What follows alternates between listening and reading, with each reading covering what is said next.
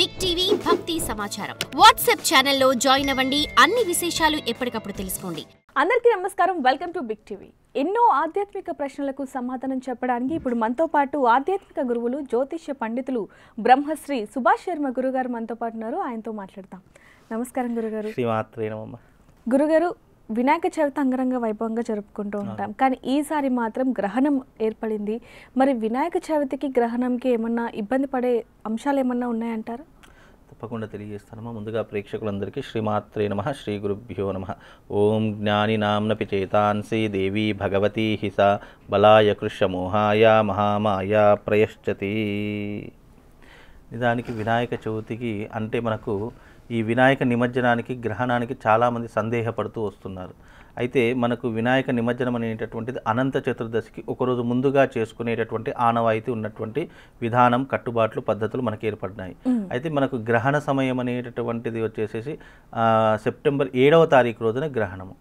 నిమజ్జనం అనేటటువంటిది తప్పకుండా 5వ తారీఖు రోజే నిమజ్జనం చేసేసుకోవాలి. అనంత చతుర్దశి రోజున కావచ్చు, లేదా కొంతమంది అనంత చతుర్దశికి ఒకరోజు ముందుగానే చేస్తూ ఉంటారు. అంటే 5వ తారీఖు చేయడమే ఆనవాయితీ. 5వ తారీఖు రోజున నిమజ్జనం చేసుకోవాలి. శుక్రవారం రోజు నిమజ్జనం చేసేసుకోవాలి.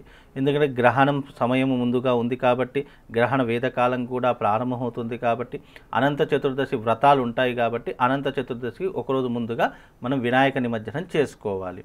అలాగే ఈ గ్రహణ సమయంలో పాటించేటటువంటి నియమాలు కూడా తప్పకుండా పాటించాలి. ఎందుకంటే ఇది భారతదేశం అంతటా కనిపించేటటువంటి గ్రహణం కాబట్టి భారతీయులందరూ కూడా ఈ గ్రహణ పద్ధతులు అందరూ పాటించవలసినటువంటి అవకాశం మనకు ఏర్పడుతూ ఉంటుంది. కాబట్టి ఈ నిమజ్జనం అనేటటువంటిది 5వ తారీఖు రోజున శుక్రవారం నిమజ్జనం చేసుకోవాలి.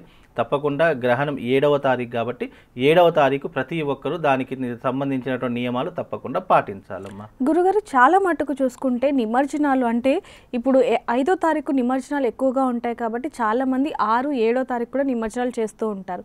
కానీ ఈసారి 7వ తారీఖు గ్రహణం వచ్చింది కాబట్టి మరి నిమజ్జనం చేయొచ్చు అంటారా, చేయకూడదు అంటారా? గ్రహణం దాటకూడదు. గ్రహణ సమయంలో నిమజ్జనం లాంటివి కానీ, పూజాది క్రతువులు కానీ ఇలాంటివి పనికిరావు. అందుకే ఏమంటున్నాను, 5వ తారీఖు రోజున చేసుకున్న ఒక రోజు అటు ఇటైనా 6వ తారీఖు వరకైనా చేసుకోవాలి. 7వ తారీఖు నిమజ్జనం చేయడం కానీ, 7వ తారీఖు పూజాది క్రతువులు ఆరంభించడం కానీ ఇలాంటివి ఏమీ చేసుకోకూడదు. ఎందుకంటే అది గ్రహణ సమయము. మధ్యాహ్నం 1 గంట వరకు సమయం ఉంటుంది. కానీ ఎట్టకేలకు మనం అనంత చతుర్దశికి ఒకరోజు ముందుగానే నిమజ్జనం చేయడం అనేటటువంటిది మనం పెట్టుకున్నటువంటి పద్ధతి. కాబట్టి ఆ సమయంలోనే నిమజ్జనం చేశారు. ఇప్పుడు ఇది హైదరాబాద్ నగరం కాబట్టి ఇక్కడ రద్దీ ఎక్కువగా ఉంటుంది కాబట్టి నిమజ్జనాలు మనం ఇవాళ బయలుదేరితే రేపు ఏ పాటికో చేరుకునేటటువంటి సమయాలు, రోడ్డు పొంటున దారి పొంటున ఎన్నో రకాలైనటువంటి ట్రాఫిక్లు ఉంటాయి కాబట్టి అవి వాళ్ళు ఆచరణ చేసుకునేటువంటి పద్ధతి విధానంగా ఏర్పడుతుందమ్మా.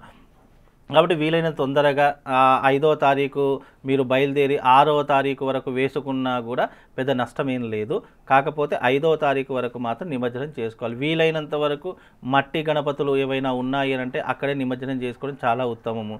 ఈ ప్లాస్టిక్ ఆఫ్ ప్యారెస్ అవి తప్పకుండా ఈ నదిలోనే వేయడం జరుగుతూ ఉంటుంది.